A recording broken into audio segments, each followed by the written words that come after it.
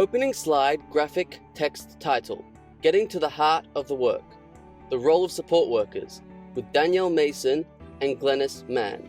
Image of Danielle Mason and Glenys Mann. Text. Purpose Matters Conference. Logos, Belonging Matters, and talksthatmatter.net. Thanks for that introduction, and good afternoon, everyone. I would like to begin with an acknowledgement of country. Glenys and I join you today from the lands of the Turrbal and Jagera people, and we would like to pay our respects to elders past and present.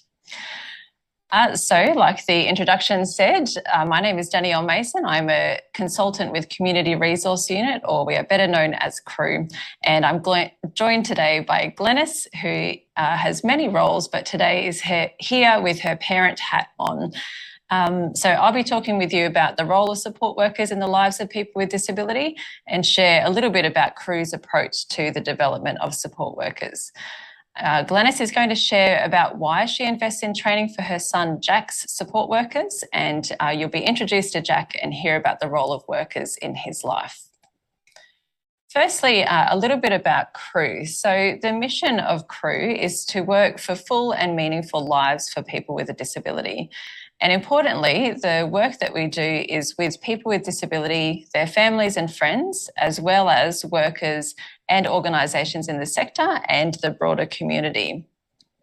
So we think if we are to create change, then it takes all of us, and we think that support workers have a really important part to play in all of that. So CREW has been around for over 30 years.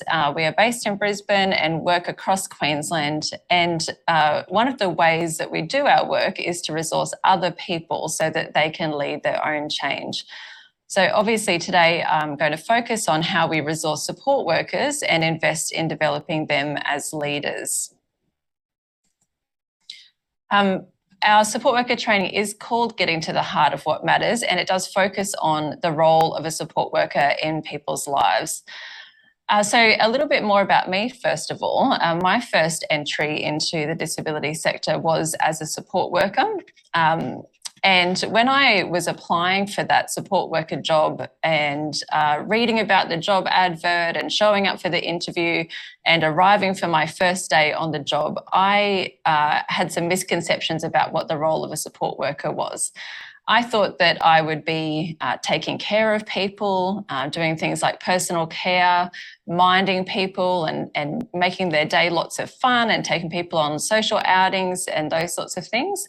And when I thought about those social outings, I thought that I would be working with people in a group, going to the movies, going to bowling, all of those sorts of things. But fortunately for me, I landed a job at a small organisation that worked one person at a time, and I was introduced to some training that helped me to understand a bigger picture of my role in people's lives. And when I understood that role better, I found that job much more interesting and rewarding. And now I'm lucky that I get to share these ideas and similar sorts of training with other support workers. So, what is the role of a support worker in the life of a person with a disability? Firstly, it's an important role. And the reason that it's important is because if people with disability want purpose and meaning in their life, then support workers have a really important role to play in that. So obviously at the moment, people with disability and their families have more resources and more control over those resources than ever before. But if they are to achieve their goals and their dreams, then it helps to have workers who are on the same page. And when workers are clear and understand their place, they can play a wonderful role alongside the person and their family. The role of a support worker is also more than just caring for people. So when we sat down to design and develop our support worker training, we knew that it would be more than just some of the other types of mandatory training that's often available for support workers. So it's not about things like manual handling or epilepsy management or infection control or how to write really good reports. And while all of those sorts of skills are really important, we think and we know that there are other sorts of needs that people with disability would have that a support worker would have a role in supporting. And I'm talking about some of those bigger human needs that we all have. And so what is the role of a support worker in supporting those as well? So if the role is more than just those things, what exactly is it? So this here is a diagram that gives an overview of all of the topics of our 2-day workshop. So that workshop is called Getting to the Heart of What Matters, the Role of Support Workers. And so what you can see there is that a really key role for support workers is to support people with disability to have access to the good things of life. So that's that hexagon right in the centre there. And everything around it is what we would suggest as some of the how a support worker supports someone to get access to those good things of life. So the first thing is that we think support workers should be in right relationship with people with disability and their family members. We think it's also really important that workers would reflect on their values, beliefs and assumptions about disability. And then starting with the person and getting to know them well is a really good foundation for supporting that unique person as best as possible. We think it's important that support workers support people to be in valued roles and work on building or maintaining friendships and relationships and supporting belonging and connecting people with their communities so that they can make a contribution. And we also, one of the topics we cover is around navigating the complexities around supporting choice for people with a disability. And finally, we encourage reflective practice or evaluating the support that the workers are providing. And that evaluation of support is based on all of the topics of the workshop. So kind of taking a look and seeing how well they're doing towards those goals. As we developed the training, we drew on several theories, and so you might have picked up on some of those theoretical approaches or frameworks in the topics, but those are social role valorisation. We draw on the work of Michael Kendrick and right relationship, Janet Cleese's work on building a context for relationship. We use the framework of the 5 valued experiences developed by John and Connie Lyle O'Brien. And we also draw on strengths-based and the developmental model approach. Okay, a little bit more now on our approach to training for support workers. So like me, when I was starting out as a support worker, we think that other workers are also likely to bring with them some unhelpful assumptions about what they think the role of a support worker might be. So we try to contrast some unhelpful support worker roles with what we would suggest as more helpful support worker roles. We also use a head, heart and hand approach. So as well as those helpful theories and frameworks that I mentioned just before, so that's the head, the information that we're conveying to people, we also think it's really important to engage the heart and to engage people's values so that people, the support workers, are motivated to be part of creating change. But we also want to inspire them to believe that good lives are possible for people with disability. And the hand part of that is that we want to leave the workers with lots of practical strategies as they leave the workshop, so they know how it would be, for example, they would connect a person with community. So we use the head, heart and hands framework to illustrate how those 3 things need to work together to be a good worker, because one without the other is not particularly helpful. We also know that we can't give workers all of the answers just in a 2-day workshop. So we hope that our training is really practical to set them up so that they are really proactive and intentional with the work that they are doing. We want people to be able to problem solve for themselves in the moment and to work collaboratively with people and their families towards their visions. And finally, another approach of CRUISE, so this is not just for support workers but across the board, is that we're really keen to connect people with one another. So we aim to build relationships among the workers in the room and encourage them to stay connected with crew and with one another after the workshop is finished. So that's a bit about CRUISE training and our approach to thinking about the role of a support worker generally. I'll hand over to Glenys now. We'll hear about Jack. Hello everyone. I'm going to tell you about my son Jack, about the role of support workers in Jack's life and why all of those people who work with Jack have gone to cruise Getting to the Heart of What Matters training. Before I go any further about his support workers, I want to introduce you briefly to Jack. Hello, my name is Jack Bobbin. I am 29 years old. I like going to the movies and going for dinner. I like sitting my friends. On Saturday, I went to go to the golf with friends and then have a beer with the boys. On Wednesday, I work at the golf club. I like reading, play dancing, and play pool. I love going to the holidays and going away for the weekend.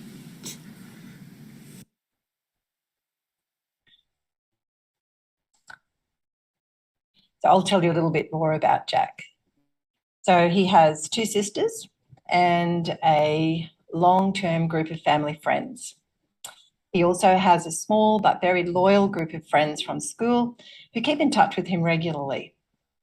So although many people in Jack's social network often provide support to Jack through their freely given relationship with him, sometimes it's his support workers who've been critical in helping Jack to maintain his social connections and for the times when it's been really important for others in Jack's life to be just friends and family.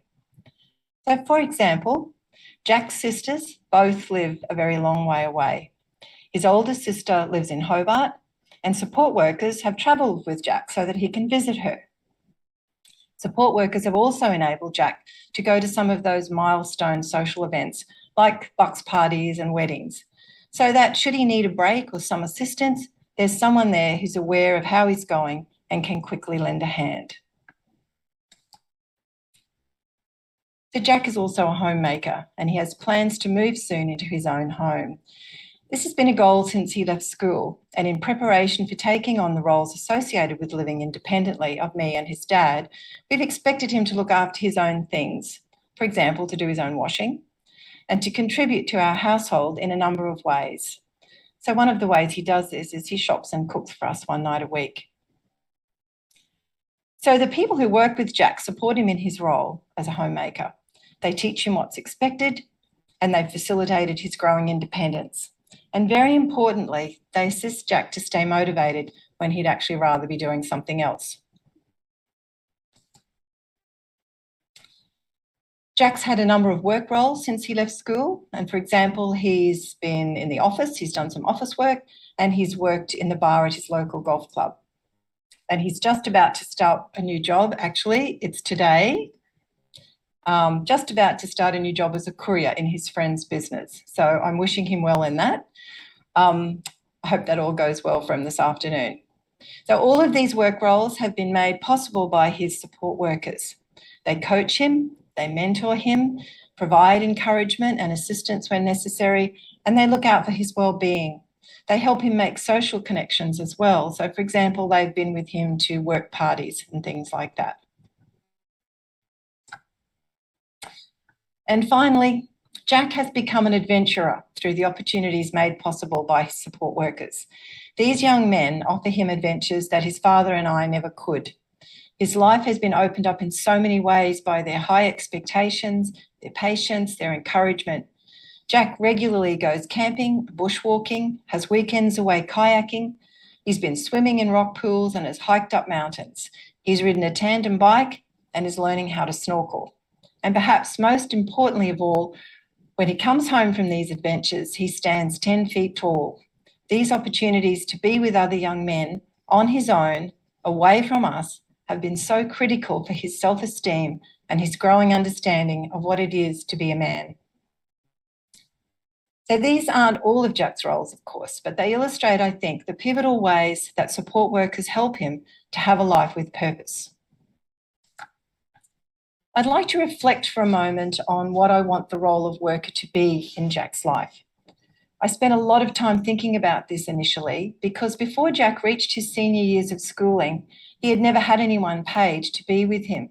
And to be honest, I was quite reluctant to start.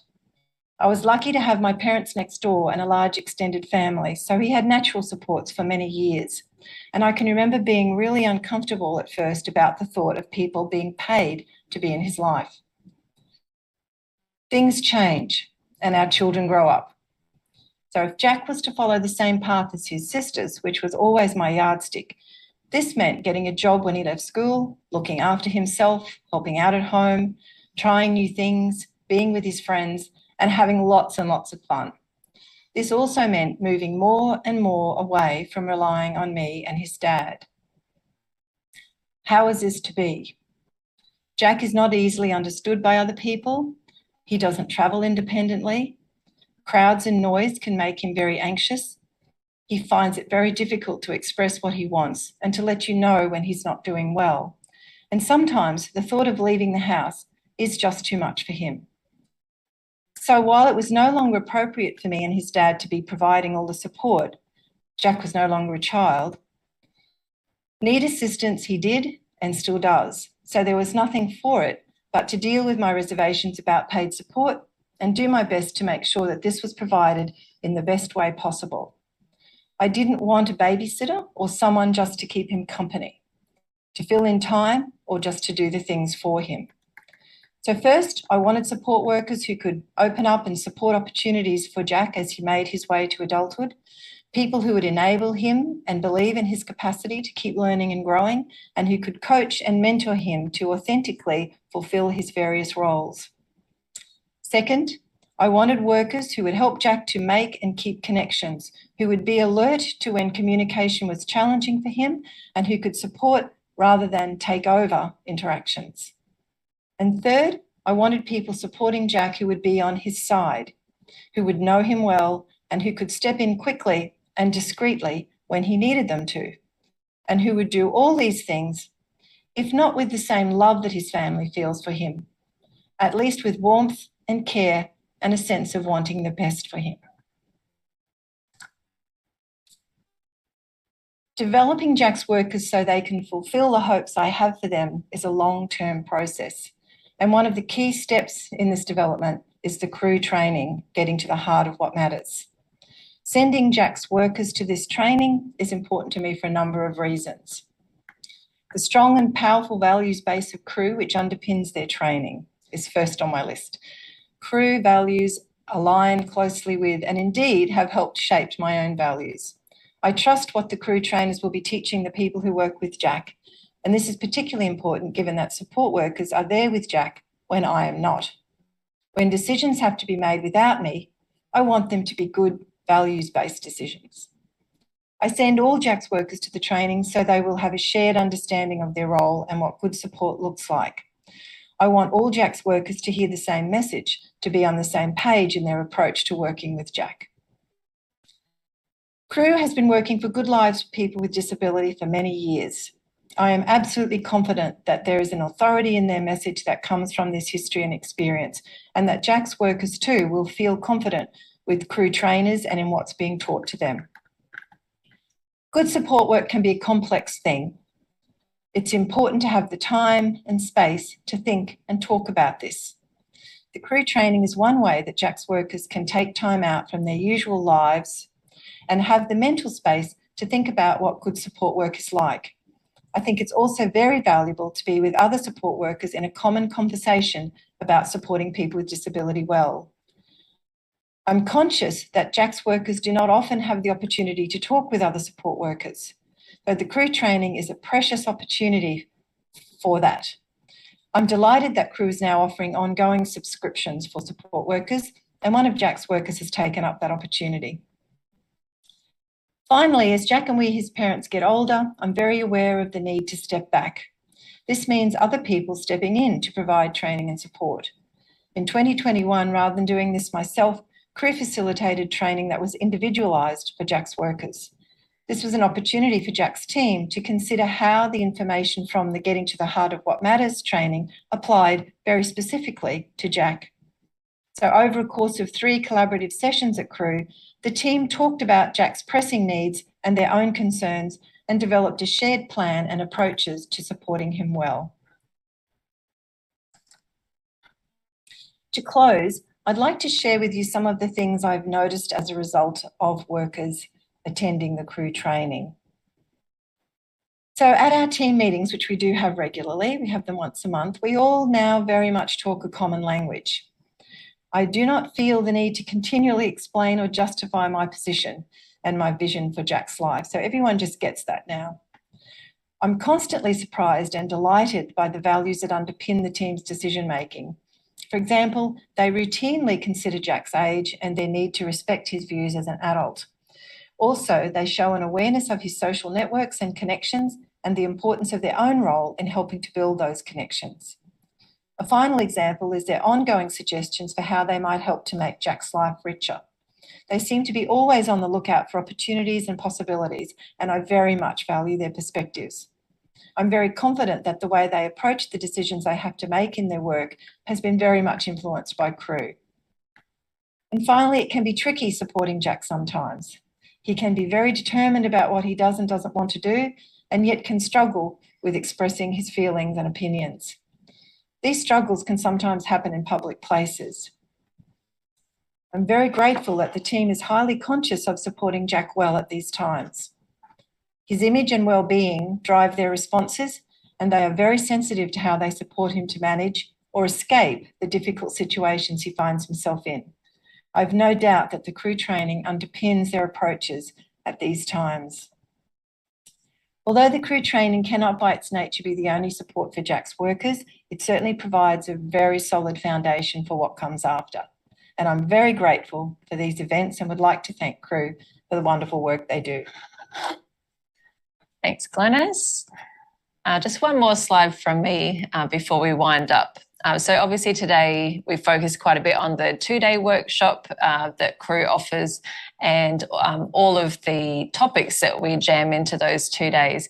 But there are other ways that Crew supports the development of workers. So we can do individual mentoring. So these are mostly taken up as opportunities for follow-up. We would also offer, like Glenys mentioned, targeted workshops for individuals or families that build on those same topics or go deeper or might help the workers to apply those ideas specifically to the person that they are working with. And organisations would engage us for that sort of work as well. A little bit about what's next for Crew. So we are planning on offering the support worker training online so that we can reach more people across Queensland. And Glenys mentioned the subscription program. So that's one of the initiatives that we've come up with, I guess, to make sure that workers have ongoing access to development opportunities. And so it's an annual program, but there is quarterly content that's released on a range of topics. And we've recently stepped into the accredited training space. So for the last 30 years, we've been delivering non-accredited training, but we could see that there was a real need for good quality, values-based training at that certificate and diploma level. So we'll deliver the Certificate 3 in individual support and a Diploma of Community Services. So Crew is in partnership and started an RTO called Crucial Training Options. So Crew is really keen to make sure that we're part of developing workers and so that workers can have a career in the disability sector and that as they go about their work, they understand their role in people's lives so that they can be part of supporting people with disability to pursue a vision for a meaningful and purposeful life. So thank you very much for attending today. It's been great to be here.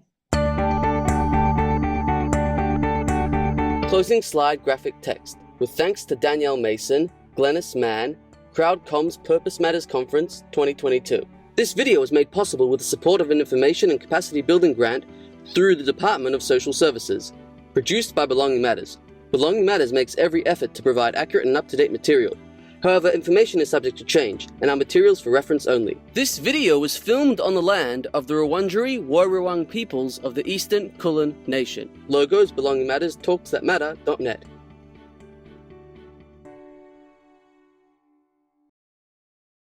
Graphic text. More Purpose Matters conference videos. To watch more videos from the Purpose Matters conference, please head to free videos on the Talks That Matter website, talksthatmatter.net. Logos, Belonging Matters, Talks That Matter.